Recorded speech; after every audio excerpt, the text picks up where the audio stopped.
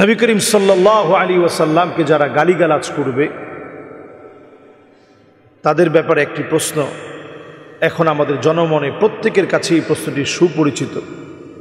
রাসূল করিম সাল্লাল্লাহু আলাইহি ওয়াসাল্লাম এবং উম্মুল মুমিনিন আয়েশা সিদ্দিকা রাদিয়াল্লাহু তাআলা আনহাকে চরম অবমাননাকারী কোন ব্যক্তির ব্যাপারে শরীয়তের সিদ্ধান্ত কি? ইত্তাফাকাল উলামা, এই ব্যাপারে সমস্ত উলামায়ে কেরাম একমত। ইমাম আবু হানিফা আলাইহির রাহমা, ইমাম শাফিঈ আলাইহির রাহমা, ইমাম আহমদ বিন হাম্বল আলাইহির রাহমা, ইমাম মালিক আলাইহির রাহমা, সমস্ত ফুকাহায়ে কেরাম ইজমা হয়ে গেছেন, একমত হয়ে গেছেন যেই লোকটা নবী করিম সাল্লাল্লাহু আলাইহি ওয়াসাল্লামকে গালি দিবে মুরতাদ্দা, ওই লোকটা মুরতাদ হয়ে যাবে। আর শাতিমে রাসূল, এই মুরতাদের একমাত্র শাস্তি হচ্ছে, ইসলামী শরীয়ত অনুযায়ী তার শাস্তি হচ্ছে তার গর্দানকে উড়িয়ে দিতে হবে।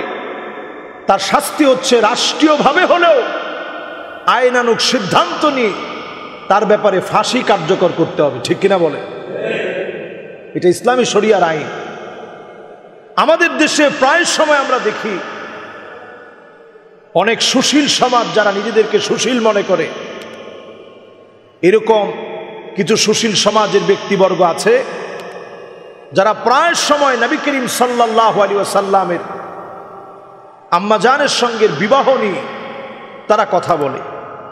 আমরা ইতিপূর্বেও নানা নাস্তিকদের প্রশ্নের উত্তরে এই বিষয়টি নিয়ে কথা বলেছি। রাসূল করিম সাল্লাল্লাহু আলাইহি সাল্লাম প্রথম ব্যক্তি নন যিনি আম্মাজান আয়েশা সিদ্দিকা রাদিয়াল্লাহু তাআলা আনহাকে 9 বছরে বিবাহ করেছেন।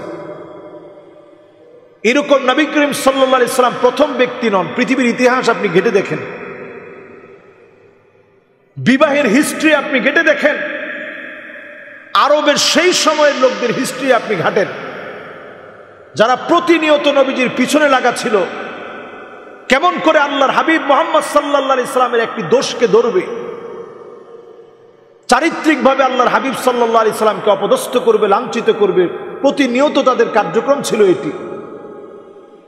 সেই মানুষগুলো একদিনের জন্য আম্মা জানের সঙ্গে বিবাহের ব্যাপারে কথা বলতে পারে নাই।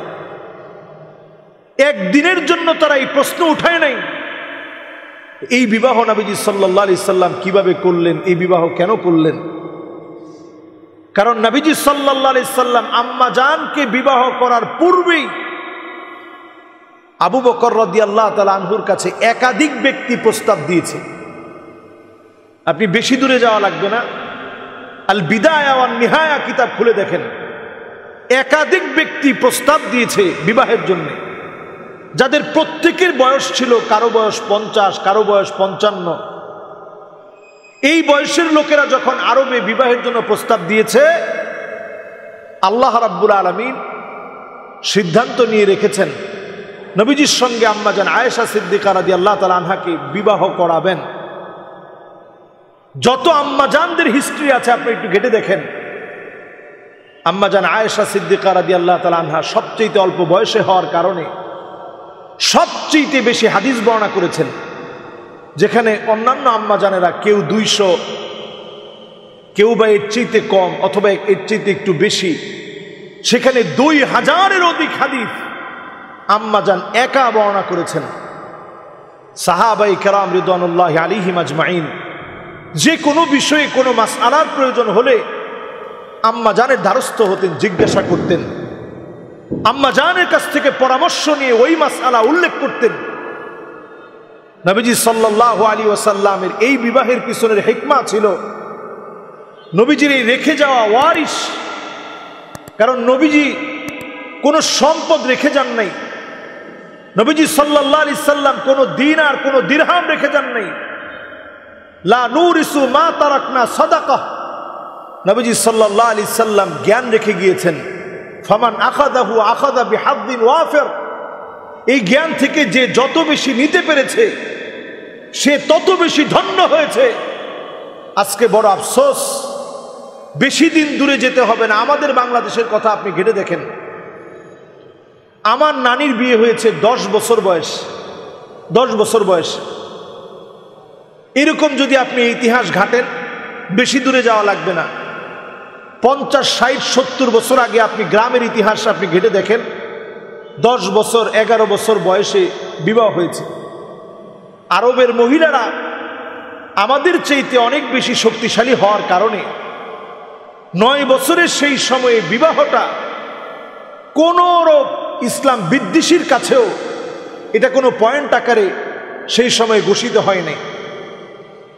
এই কিছুদিন আগে একজন ওরিয়েন্টালিস্ট, ইসলাম বিদ্বেষী, সর্বপ্রথম তার কলম দিয়ে যখন এটার ব্যাপারে লেখালেখি শুরু করেছে, নাস্তিকরা ওইটা থেকে পয়েন্ট ধরেই আজ অবধি আম্মা জানের এই বিবাহ নিয়ে কথা বলে।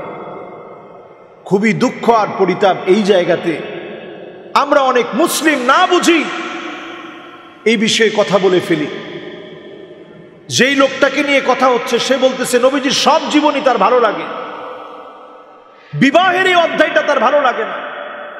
এই একটি কথাই খাতেমে রাসূল হিসেবে তার জন্য যথেষ্ট। তার ব্যাপারে আইনানুগ সিদ্ধান্ত নেওয়া আবশ্যক হয়ে পড়েছে। এই জাতীয় ব্যক্তিদের ব্যাপারে যদি সিদ্ধান্ত নেওয়া না হয়, অনতি বিলম্বে আল্লাহর নবীর মুহাব্বতের উম্মত তার ব্যাপারে সিদ্ধান্ত নেওয়ার জন্য যথেষ্ট, ঠিক কিনা বলেন? এজন্য প্রিয় হাজরিন, আমরা যারা শুনছি, যারা কথাগুলা বলছি, নবী প্রেমে সিক্ত হয়ে বলছি, আল্লাহর নবীর উপরে যদি আপনার মহব্বতের জায়গা পরিষ্কার না হয়, নবীজিকে যদি দিল থেকে আপনি মহব্বত করতে না পারেন, লা ইউমিনু আহাদুকুম হাত্তা কুনা হাব্বা ইলাইহি মিন ওয়ালিদিহি ওয়া ওয়ালাদিহি ওয়ান নাসি আজমাইন।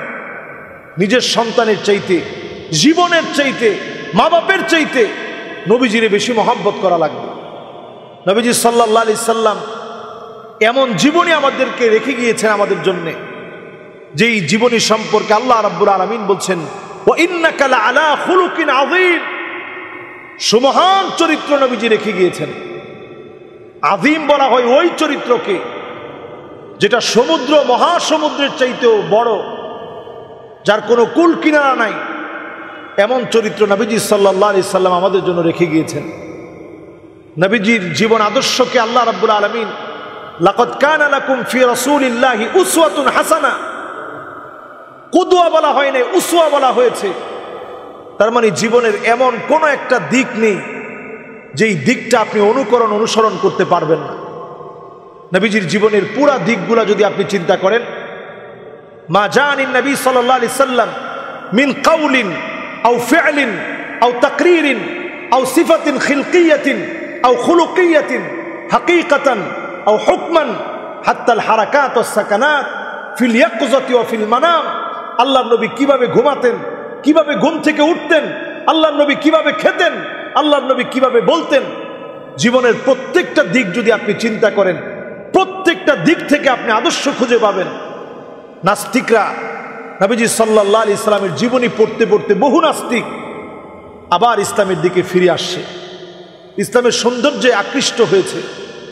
আমরা আল্লাহ রাব্বুল আলামিনের কাছে ইমানের দৌলত চাই।